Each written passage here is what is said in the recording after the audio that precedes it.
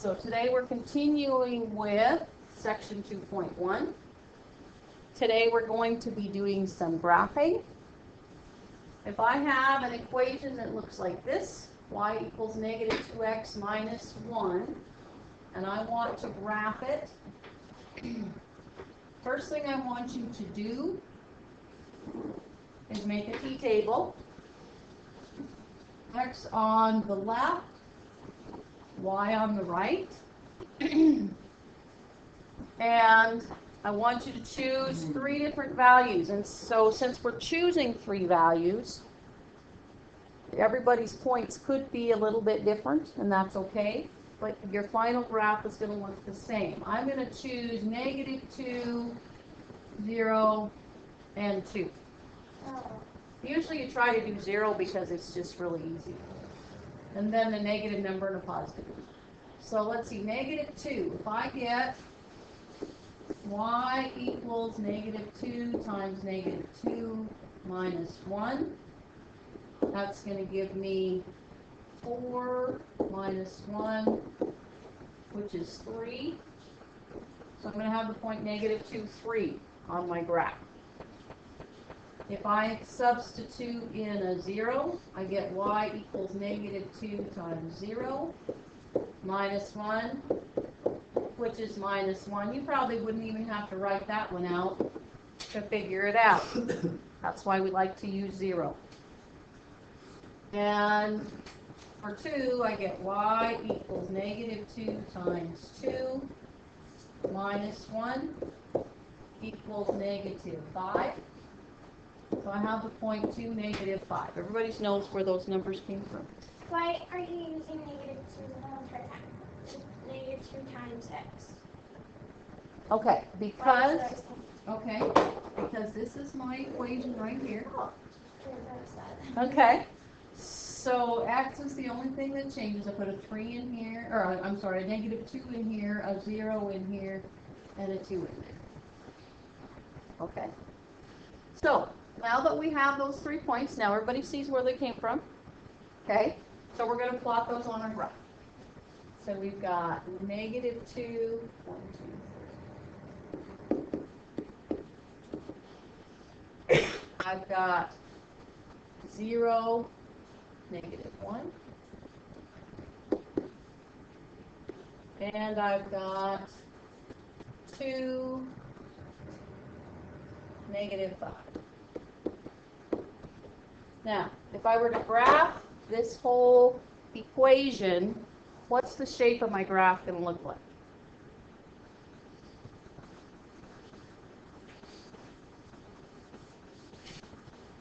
Draw a line, goes through all 3 points. So it's going to be a line. So I've got, don't forget to put arrows on the end because they go forever and ever. And I have graphed the equation y equals negative 2x minus 1. Now, when you're doing this graphing, things I want to see on your paper, start by writing down the original equation. I want to see your t-table with at least 3 points.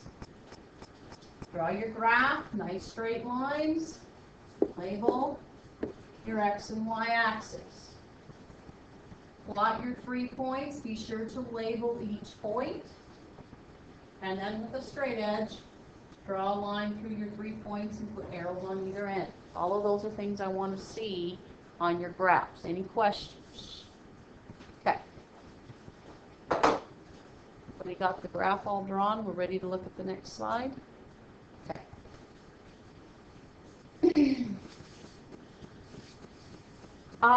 We're going to look at that equation we just graphed is called a linear function, or linear function. Why would it be called a linear function?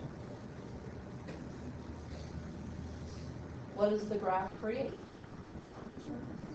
What is the graph we just drew? When we graphed it, what shape does it make? A line. A line. A line is linear. Okay, line and linear go together.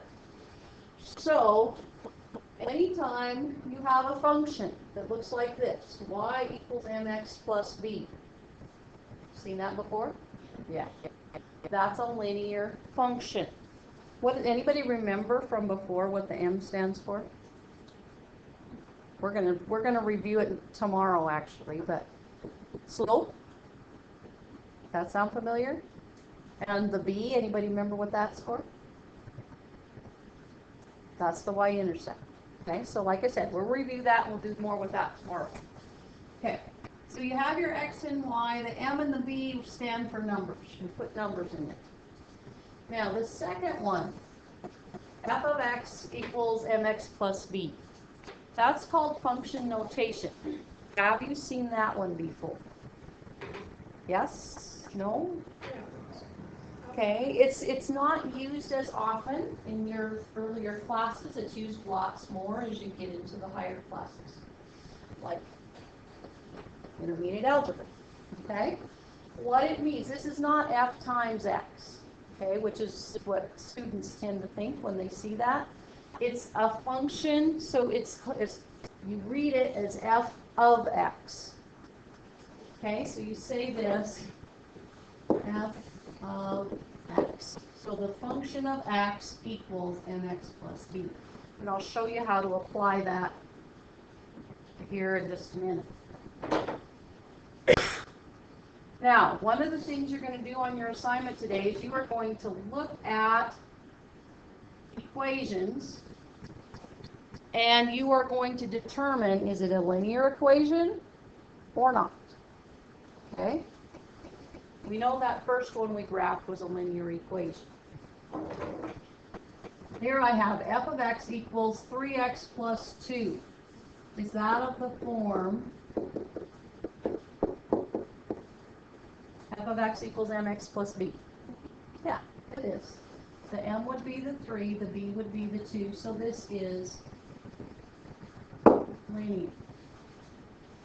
This next one, f of x equals x squared plus 9.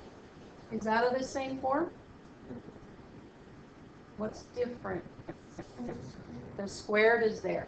If there is an exponent on your x, it is non-linear. In fact, if you were to graph this equation, it would look something like that. Okay? This one is nonlinear.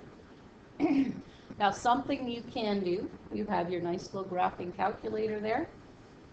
Put it into the y equals part of your graphing calculator. And go to graph. See what it looks like.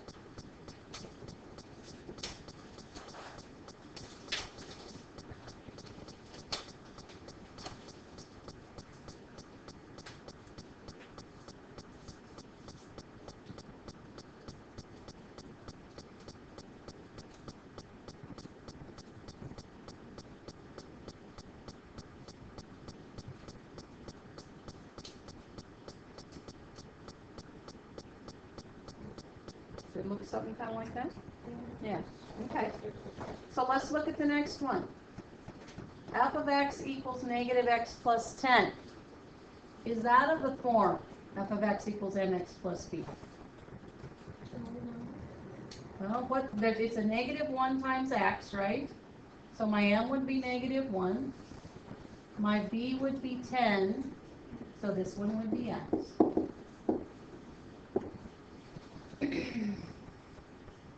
Now this next one's a little bit trickier. F of x equals 4. You got your calculators out. Do that one on your calculator. What's it look like? Just on the y1 equals, just put 4. And then look at the graph. Forget it. What's it look like? It's a straight line. It's a horizontal line.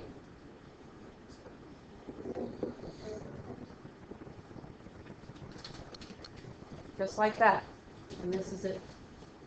4. Okay, so is this linear? Yeah, it makes a line. It's linear. Okay. What is my m in this case? It's 0. because 0 times x makes the x go away. My b is the 4. Okay? The m is whatever's times b. Okay? Another little bit tricky one. F of x equals 2x minus 8 over 3. Linear or not linear? Let me help you out a little bit. I'm going to rewrite this. 2/3 x minus 8 thirds. This is the same thing. Is this one linear? Yes. This is my m. 2/3 is my m. Negative 8/3 is my b. So this one is linear.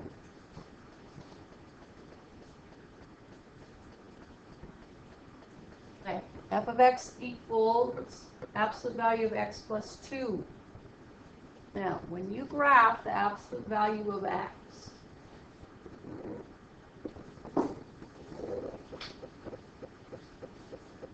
when x is positive, it's a straight line, looks something like that, because it's plus 2. When x is negative, remember, absolute value could never be negative, and if I add a positive and a positive, it's always positive. So what happens is, on the other side of the x-axis, it goes back up again. Is that linear? Does that make a straight line? It goes on half of it does, but it turns a corner right here, right? So in order to be linear, it'd have to keep going on down here like this. So this one is going to be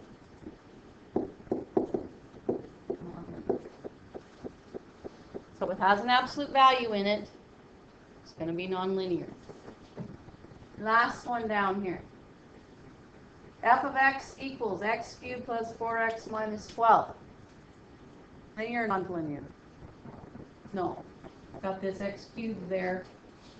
Gonna make it nonlinear.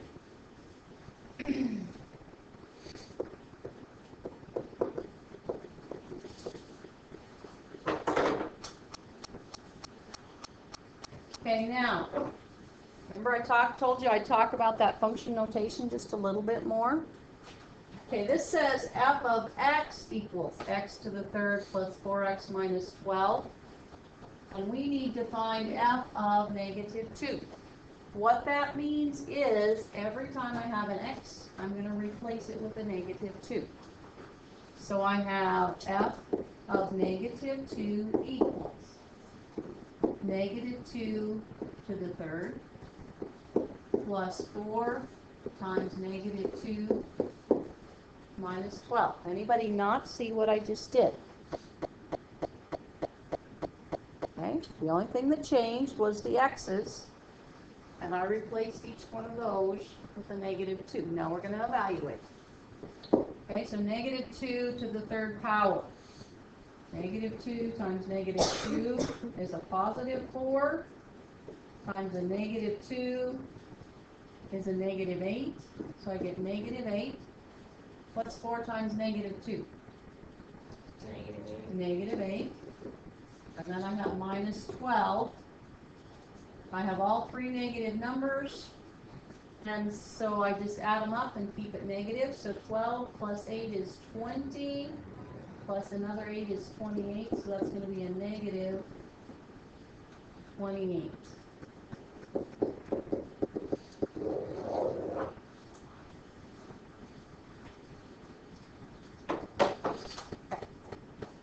Question. That is the end of your notes for today.